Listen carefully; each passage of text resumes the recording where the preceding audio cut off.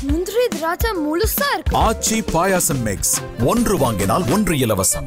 உங்கள் தங்க நகையை அதிக விலைக்கு விற்கவும் மற்றும் அடகில் இருக்கும் தங்க நகையை மீட்டெடுத்து அதிக விலைக்கு விற்கவும் உடனே அணுகவும் பிரைம் கோல்ட் ஹப் 9840551787.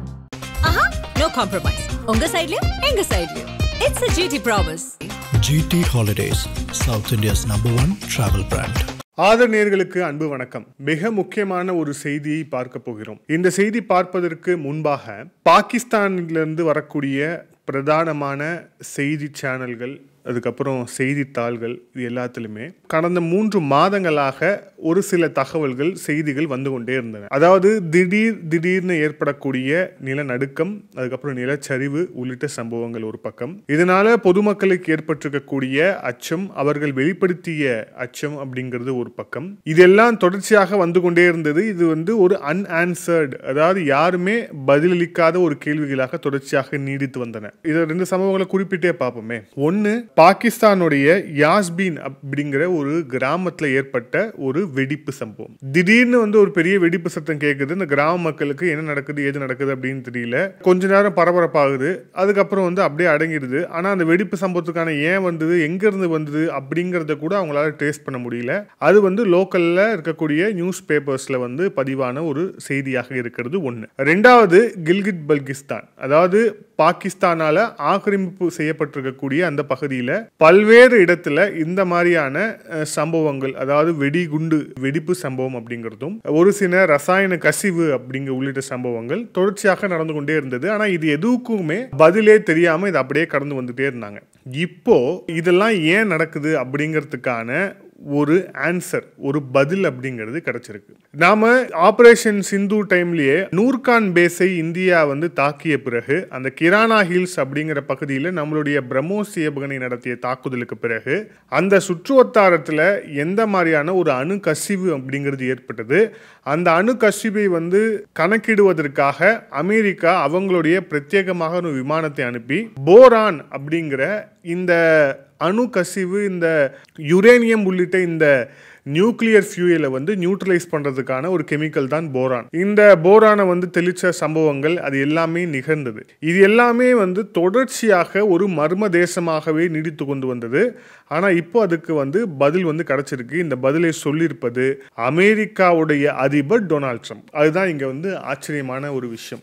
இதுல அமெரிக்காவுடைய அதிபர் டொனால்ட் ட்ரம்ப் என்ன சொல்லியிருக்கிறார் அப்படிங்கறத பார்க்கறதுக்கு முன்பாக நம்மளுடைய கடந்த பதிவுல ஒன்று சொல்லியிருந்தோம். ரஷ்யாவுடைய அந்த பொசைடான் அவங்களுடைய அந்த நியூக்ளியர் டெஸ்ட் அப்படிங்கிறது, குறிப்பாக கடலுக்கு அடியில சப்மெரைன்ஸ், அதுக்கப்புறம் இப்ப சப்மெரைன்ஸ் சொல்லியிருக்காங்க. அதுக்கு முன்பாக கடல் அடியில ட்ரோன் மூலியமாக அதை அணு ஆயுதத்தை தாங்கி கொண்டு சென்று தாக்குதல் நடத்தக்கூடிய ஒரு விஷயத்தை ரஷ்யா டெஸ்ட் பண்ணாங்க. இது மிகப்பெரிய ஒரு விவாத பொருளாக மாறியது. இதை பார்த்த உடனே நாங்களும் பண்ண போறோம்னு சொல்லி டொனால்ட் ட்ரம்ப் சொன்னார். டொனால்ட் ட்ரம்ப் இதை சொன்ன உடனேயே அமெரிக்காலே மிகப்பெரிய ஒரு கேள்வி இருந்துச்சு. ஏன்னா கிட்டத்தட்ட 22 வருஷங்கள் இந்த நியூக்ளியர் டெஸ்ட் உள்ளிட்ட எந்த ஒரு விஷயத்துக்கும் அமெரிக்கா போகவே இல்லை. தொடர்ச்சியாக பிற நாடுகள் நடக்கக்கூடிய விஷயங்களை கண்காணிக்கக்கூடிய ஒரு இடத்துல இருந்தது. இன்னும் கேட்டா அதெல்லாம் ரெகுலேட் பண்ணக்கூடிய ஒரு இடத்துல தான் அமெரிக்கா இருந்து வந்தது. ஈரான் மேல நாங்க தாக்குதல் நடத்துறோம்னு அமெரிக்கா சொன்னதுக்கான மிக முக்கியமான காரணம் என்ன அப்படின்னா, ஈரான் ஒரு நியூக்ளியர் ஃபெசிலிட்டியை அவங்க உருவாக்குறாங்க, அது ஆபத்து அப்படிங்கிறது தான், அதை சொல்லி தான் நாங்க தாக்குதல் நடத்துனாங்க. இந்த அளவுக்கு செய்த அமெரிக்கா இப்போ என்ன சொல்லிட்டாங்கன்னா, நாங்களும் அணு ஆயுதம் சோதனை நடத்த போறோம் அப்படின்னு சொல்லிட்டாங்க. சரி, இப்ப அதுக்கும் பாகிஸ்தானுக்கும் என்ன தொடர்பு அப்படின்னு நீங்க கேட்கலாம். ரொம்ப சமீபத்தில் அமெரிக்காவுக்குள்ளேயே ட்ரம்ப் சொல்லியிருக்கக்கூடிய இந்த அணு ஆயுத சோதனை அப்படிங்கிற இந்த மிகப்பெரிய ஒரு விவாத பொருளாக மாறி இருக்கக்கூடிய சூழல்ல அமெரிக்காவில் CBS 60 Minutes அப்படிங்கிற ஒரு சேனலுக்கு அமெரிக்காவுடைய அதிபர் டொனால்ட் ட்ரம்ப் ஒரு பேட்டி கொடுக்குறார். அந்த பேட்டியில் அவர் சொல்லும்போது என்ன சொல்றாருன்னா, Pakistan and China are testing the nuclear weapons அப்படின்னு சொல்றார். பாகிஸ்தானும் சீனாவும் அணு ஆயுத சோதனையை நடத்தி வருகின்றன, ரகசியமாக நடத்தி வருகின்றன அப்படின்னு அவர் போட்டு உடைச்சிட்டார். இப்போ பாகிஸ்தான் என்கிற இந்த நாடு இப்போ சைனா செய்யறதுக்கான விஷயங்களை ஏன் அப்படின்னு சொல்லிட்டு நம்ம தனியாக பார்ப்போம். அதுக்கு முன்பாக பாகிஸ்தான் தொடர்பான விஷயங்களை பார்க்கும்போது ட்ரம்ப் என்ன சொல்றாரு அப்படின்னா, they don't go and tell you about it. The test way underground where the people do not know exactly what happening with the test. You feel a bit of vibration அப்படின்னு சொல்றார். அதாவது இந்த test, இந்த அணு ஆயுத சோதனை நடத்தியதுக்கான இந்த காரணம் அப்படிங்கிறதும் நடத்தப்பட்ட விதம் அப்படிங்கிறதும் யாருக்குமே தெரியாத ஒரு விஷயமாக இருக்கிறது. அது யாருமே அவங்க ஓப்பன் பண்ணவே இல்லை.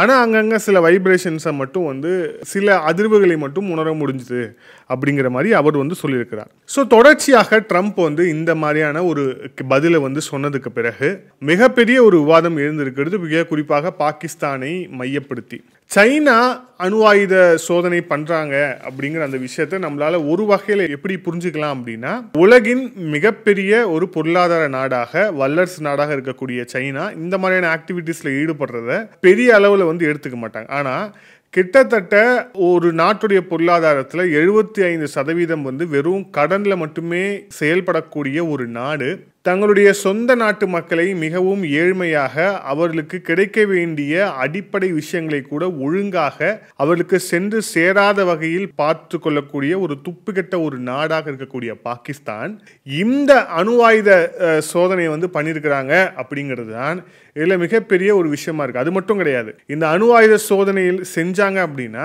இந்த IMF, அதுக்கப்புறம் வேர்ல்ட் பேங்க் உள்ளிட்ட விஷயங்கள்லேருந்து அவங்க வாங்கக்கூடிய அந்த கடன் இருக்கு இல்லையா, அந்த கடன்லேயே மிகப்பெரிய கேள்விக்குறி ஏற்படும்.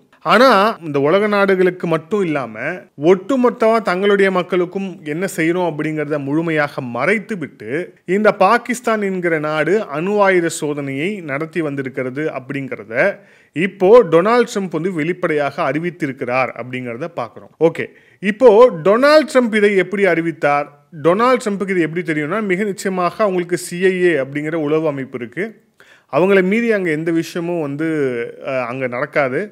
அதை தாண்டி இந்த மாதிரி பாகிஸ்தான் ஒரு அணு ஆயுத சோதனை நடத்துச்சு அப்படின்னா மிக நிச்சயமாக அமெரிக்காவுடைய கண்ணிலேருந்து அவங்க தப்ப முடியாது. காரணம், அந்த ஃபெசிலிட்டிஸை பாகிஸ்தானுக்கு அமைத்து கொடுத்ததே அமெரிக்கா தான். இதை கடந்த காலங்களில் பல நிகழ்வுகள், குறிப்பாக இந்த புஷ் அட்மினிஸ்ட்ரேஷன் இருக்கும்போது நியூயார்க் டைம்ஸில் வந்த ஒரு ஆர்டிக்கலே மிக விலாவரியாக இது தொடர்பாக பல தகவல்களை பதிவு பண்ணியிருக்கிறாங்க. அந்த புஷ் அட்மினிஸ்ட்ரேஷன், அதுக்கப்புறம் முஷரஃப் அட்மினிஸ்ட்ரேஷன், இங்கே பாகிஸ்தானில் சர்வாதிகாரியாக இருந்த முஷரஃப் அட்மினிஸ்ட்ரேஷனுக்கு எந்த வகையெல்லாம் ஹெல்ப் பண்ணியிருக்கிறாங்க அப்படிங்கிறத நியூயார்க் டைம்ஸில் மிகப்பெரிய ஒரு கட்டுரையாகவே வெளியிட்டு அம்பலப்படுத்தி இருக்கிறார்கள். இப்போ இன்னும் கூடுதலாக ஒரு விஷயம் சொல்லணும் அப்படின்னா, ஃபார்மர் CIA ஆஃபீஸர் ஜான் கிரைகோ அப்படிங்கிற ஒரு CIA ஆஃபீஸர் அவர் என்ன சொல்லியிருக்காரு அப்படிங்கிறத பார்ப்போம். US funneled millions of dollars to Pakistan, deliberately ignored its sponsorship to cross-border terrorism against India and even exercised control over the Pakistan's nuclear arsenal in 2001. இந்தியாவுக்கு எதிராக இந்த எல்லை தாண்டிய பயங்கரவாதத்தை பாகிஸ்தான் செய்கிறது என்பதை தெரிந்திருந்தும் இந்த அமெரிக்கா தொடர்ச்சியாக பாகிஸ்தானுக்கு இந்த பண உதவியை செய்து வந்தது. அது மட்டும் இல்லாம, பண உதவி செய்தது மட்டும் இல்லாம இவங்க பாகிஸ்தானுடைய அணு ஆயுத தொடர்பான விஷயங்களை இன்னும் மேம்படுத்துவதற்கு, அவர்கள் சோதனை செய்வதற்கு உள்ளிட்ட பல்வேறு உபகரணங்களுக்கு உள்ளிட்ட விஷயங்களுக்கு இவங்க ஃபண்ட் பண்ணாங்க. அதுவும் இந்த எந்த வருஷத்தில் நடந்ததுன்னா 2001 நடந்தது அப்படின்னு சொல்லிட்டு அவங்களுடைய ஒரு CIA ஆஃபீஸர் இப்போ வெளிப்படையாக பேசியிருக்கிறார் அப்படிங்கிறத பார்க்குறோம். ஸோ இதுல இருந்தே அமெரிக்கா உடைய கண்ணில இருந்து பாகிஸ்தான் மிக நிச்சயமாக தப்பவே முடியாது. அதுவும் குறிப்பா இந்த நியூக்ளியர் ஃபெசிலிட்டி உள்ளிட்ட விஷயங்களை அமைத்து தருவது, அதை செய்யறது உள்ளிட்ட விஷயங்கள்ல மிக நிச்சயமாக பண்ணவே முடியாது அப்படிங்கிற அந்த விஷயத்தை பார்க்கிறோம். இல்ல இன்னொரு சந்தேகம் என்ன எழுது அப்படின்னா, இவங்க அதிலே அந்த விஷயத்திலே அவர் இன்னொன்னும் குறிப்பிடுறார். Despite knowing that Pakistan was undermining the American objectives, Washington continued to provide the aid, military assistance, diplomatic cover, prioritizing short-term strategy over the long-term regional stability, security, its relationship with India. The result that has policy deliberate blindness அப்படிங்கிற வார்த்தையை அவர் குறிப்பிடுறார். அதாவது ஒரு குறிப்பிட்ட ரொம்ப short time கோலுக்காக இந்த பாகிஸ்தான் என்கிற நாடு இத்தகைய பயங்கரவாத செயலில் ஈடுபட்டு வருகிறது என்பதை தெரிந்திருந்தும் ஒரு ஷார்ட் டைம் கோலுக்காக, குறிப்பாக அப்போ அந்த காலகட்டத்தில் தாலிபான்களுக்கான பயிற்சி, அதுக்கப்புறம் அல்கொய்தாவுடைய தேடுதல் வேட்டை உள்ளிட்ட விஷயங்களுக்காக பாகிஸ்தானை பயன்படுத்தணும் அப்படிங்கிற ஒரு ஷார்ட் டைம் கோலுக்காக இதை அமெரிக்கா அனுமதித்தது அப்படின்னு சொல்றார். அந்த இடத்துல அமெரிக்கா தன்னுடைய கண்களை மூடிக்கொண்டது.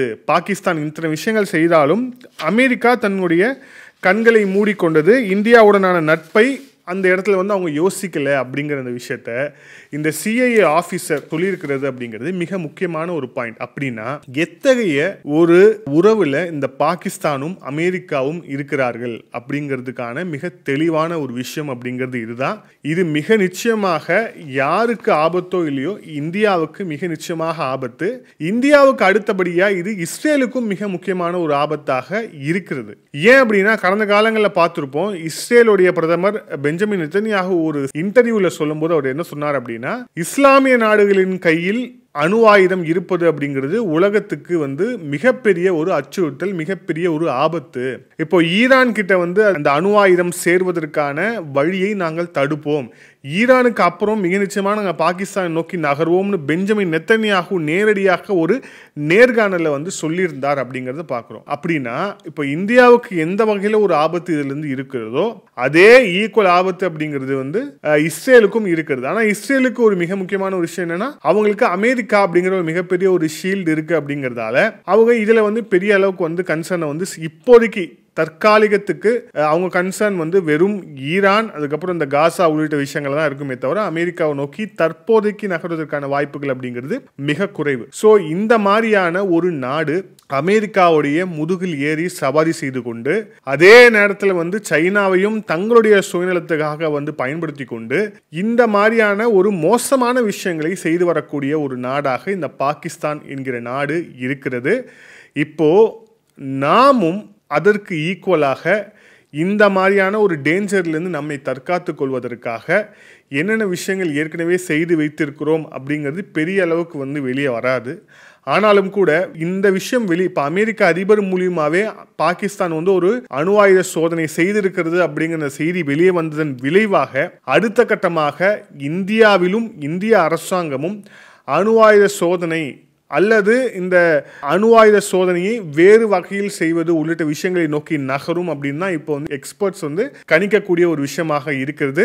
அது மிக விரைவில் நடைபெறுவதற்கான வாய்ப்பு அப்படிங்கிறது இருக்கு அப்படிங்கிறத பார்க்குறோம். இந்த பதிவோட இறுதியா இந்த இஸ்ரேல் பாகிஸ்தான் பற்றி ஒரு விஷயம் சொல்லணும் தெரியுமா? அதில் மிக முக்கியமான ஒரு சம்பவம் வந்து நடந்திருக்கிறது. அதாவது ஒரு ஜேர்னலிஸ்ட் அஸ்மா ஷராசி அப்படிங்கிற ஒரு ஜேர்னலிஸ்ட் அவர் சொல்லியிருக்கக்கூடிய ஒரு மிக முக்கியமான விஷயம் வந்து பாகிஸ்தானை சந்தி சிரிக்க வைக்கிறதாக இருக்கிறது. குறிப்பாக அமெரிக்காவுடைய அதிபர் டொனால்ட் ட்ரம்ப் வந்து இப்போ இந்த காசா பீஸ் பிளான் அப்படின்னு ஒன்று போட்டார். அதாவது காசாவில் நான் அமைதியை கொண்டு வருகிறேன், அதற்காக ஒரு ஒப்பந்தம், அதற்காக ஒரு தயாரிப்புன்னு சொல்லிட்டு உலக நாடுகள் எல்லாத்தையுமே ஒரே இடத்துல உட்கார வச்சு மிகப்பெரிய பீஸ் பிளான் அது இதுன்னு சொல்லிட்டு வந்து போட்டார். ஆனால் அது எல்லாமே முற்றிலும் தோல்வி அடைந்தது அப்படிங்கிறத இஸ்ரேலுடைய தாக்குதலில் இருந்தே நம்ம பார்க்குறோம். அமாஸோடைய அவங்க செயல்படுற அவங்க நடைமுறையிலையும் நம்ம வந்து பார்க்குறோம். இப்போ இந்த காசா ஸ்ட்ரிப்ல இருந்து பாகிஸ்தானுடைய ஆர்மி பாகிஸ்தானுடைய இராணுவத்தை இந்த காசாக்கு அனுப்புறதுக்கு ஒரு இன்டர்நேஷ்னல் ஆர்மி, ஒரு ஐநாவுடைய ஒரு பீஸ் கீப்பிங் ஃபோர்ஸ் அப்படிங்கிற மாதிரியாக அனுப்புறது அப்படிங்கிற பேரில் பாகிஸ்தானுடைய ராணுவ வீரர்களை காசாவுக்கு அனுப்புறதுக்கான ஒரு விஷயம் வந்து நடந்தது. இதில் நாங்கள் வந்து ஆதரிக்கிறோம், ட்ரம்ப்போடைய இந்த பிளானை ஆதரிக்கிறோம்னு சொல்லிட்டு ஷபாஸ் ஷெரீஃப் அங்கேயே போய் வந்து வெக்கம் இல்லாமல் வந்து பேசினார் அப்படிங்கிறத பார்க்குறோம். ஏன் அப்படின்னா இது வந்து பாலஸ்தீனுக்கு எதிரானது அப்படிங்கிறது தான் எல்லா இஸ்லாமிய நாடுகளும் கருதி கொண்டிருக்கக்கூடிய சூழல்ல இவர் வந்து இல்லைல்ல ட்ரம்ப் ஒன்று பண்ணார்னா அது வந்து 100% சரியாதான் இருக்கும், ட்ரம்ப்பை தாண்டி என்ன, ட்ரம்ப் தான் எங்களுக்கு எல்லாமே, ட்ரம்ப் ஒரு விஷயத்த பண்ணால் ஆஹா ஓஹோ தான் அப்படின்னு சொல்லிட்டு இந்த மாதிரி பேசிவிட்டு இவங்க பின்னாடி என்ன பேசுகிறாங்க அப்படின்னா, நாங்கள் இராணுவ வீரர்களை அனுப்புகிறோம், ஆனால் அந்த இராணுவ வீரர்களுக்கு ஒரு வீரருக்கு எங்களுக்கு $10,000 வேணும் அப்படின்னு கேட்டிருக்காங்க. இதை விட ஒரு வெட்கக்கேடான ஒரு விஷயம் அப்படிங்கிறது மிக நிச்சயமாக இருக்க முடியாது. தங்களுடைய சொந்த நாட்டு வீரருக்கு விலை வைத்து விற்கக்கூடிய ஒரு அவல நிலையில் தான் பாகிஸ்தான் இன்று இருக்கிறது அப்படிங்கிறதுக்கு இந்த செய்தி வந்து மிக முக்கியமான ஒரு உதாரணம். இந்திய ரூபாய் மதிப்பில் ஒரு சோல்ஜருக்கு பாகிஸ்தான் அரசு கேட்ட தொகை வந்து 8,87,000 ரூபாய், வெறும் 8 லட்சம் ரூபா. இதுதான் உங்களுடைய பாகிஸ்தானுடைய ராணுவ வீரருக்கு அந்த பாகிஸ்தானுடைய ராணுவ ஜெனரல் எல்லாம் அறிந்த அசிம் முனீர் அவர் வைத்த விலைங்கிறது, ஒரு பாகிஸ்தான் ராணுவ வீரருடைய விலை அப்படிங்கிறது 8,87,000 ரூபாய். ஆனால் இதில் கேவலம் என்ன அப்படின்னா, இஸ்ரேல் என்ன சொல்லியிருக்கு அப்படின்னா $10,000 கொடுக்க முடியாதுங்க, $100 கொடுக்க முடியும். இதுதான் உலக நாடுகள் பாகிஸ்தானை எந்த இடத்துல பாகிஸ்தானை வந்து வச்சிருக்கிறாங்க அப்படிங்கிறதுக்கு மிக கிளாசிக்கான ஒரு எக்ஸாம்பிள் இதுதான். $10,000 கேட்குறாங்க. இவங்க கேட்குறதே தப்பு, எடுக்கிறதே பிச்சை. இதில் வந்து கேட்குறது வேற வந்து யார்கிட்ட கேட்குற, அண்ணங்கிட்ட தானே நான் கேட்குறேன், இன்னும் நல்லா கேளு அப்படிங்கிற மாதிரி. $10,000 இவங்க கேட்க, $10,000 இல்லைங்க, $100 தான் கொடுக்க முடியும்னு இஸ்ரேல் சொல்லியிருக்கு. இந்த அவமானம் அப்படிங்கிறது பாகிஸ்தானுக்கு தேவையா? அப்போது இது ஒரு நாடாக செயல்படுதா இல்லை ஒரு விடுதியாக செயல்படுதா அப்படிங்கிற கேள்வி வந்து மிக நிச்சயமாக எழுது. இந்த அத்தனை அட்டூழியங்களுக்கும் அசிங்கங்களுக்கும் வந்து மிக முக்கியமான ஒரு நபராக இருப்பது, காரணமாக இருப்பது அந்த அசிம் முனீர் அப்படிங்கிற அந்த ஒற்றை நபர் தான். தனக்கு காசு வந்தால் போதும், என்ன வேணால் செய்யலாம், சொந்த இராணுவத்தையே நம்ம விற்கலாம் அப்படிங்கிற ஒரு அவலத்துக்கு அந்த நாடை வந்து கூட்டி சென்ற ஒரு நபராக இந்த அசிம் முனீர் இருக்கிறார். இவருக்கு இந்த உலக அரங்கில் குறிப்பாக வந்து டொனால்ட் ட்ரம்ப் சொல்லும்போது, அசிம் முனீர்னு ஒருத்தர் இருக்காரு ஜென்ரல், ரொம்ப ஷார்ப்பு, ரொம்ப சூப்பர், அவரை பற்றி தெரியுமா உங்களுக்கு அப்படின்னு சொல்லிட்டு அவர் சொல்கிறார். ஏன்னா வந்து அந்த கிரிப்டோ சூதாட்டத்தில் வந்து அவரும் இவரும் வந்து பார்ட்னர். எந்த அளவுக்கு கேவலமாக போய் கொண்டிருக்கிறார்கள் இந்த அமெரிக்கா அதுக்கப்புறம் பாகிஸ்தானோட ரிலேஷன் அப்படிங்கிறது எந்த அளவுக்கு கேவலமாக போயிட்டுருக்கு அப்படிங்கிறதுக்கான ஒரு சின்ன சிக்னல் தான் இது. இருந்தாலும் கூட பாகிஸ்தானுடைய இந்த அணு ஆயுத சோதனை அப்படிங்கிறதை நாம் வந்து குறைவாகவோ இல்லை வந்து இதை புறந்தொழிட்டோ போக முடியாது. இந்த தகவல் அப்படிங்கிறது அமெரிக்க அதிபர் சொல்வதற்கு முன்பாகவே மிக நிச்சயமாக இந்திய அரசாங்கத்திற்கு இந்த தகவல் எப்போவோ தெரிஞ்சிருக்கும். ஏற்கனவே கடந்த காலங்களில் பாகிஸ்தானுடைய இராணுவம், பாகிஸ்தானுடைய ஆட்சியாளராக குறிப்பாக சொல்லணும் அப்படின்னா ஜியா அப்படின்னு சொல்லிட்டு பாகிஸ்தானுடைய ஒரு அதிபராக ஒருத்தர் இருந்தார். அவர் வந்து ஒரு சர்வாதிகாரி. அவர் அங்கே அதிபராக இருக்கும்போது ஒரு அணு ஆயுத சோதனையை வந்து பாகிஸ்தான் செய்யணும்னு நினைச்ச போது அதை வெற்றிகரமாக தடுத்து முறியடித்தது ரா. அங்கே மிக முக்கியமாக பங்கை ஆற்றியவர் தற்போது நமக்கு தேசிய பாதுகாப்பு ஆலோசகராக இருக்கக்கூடிய அஜித் தோவல் அவர்கள்.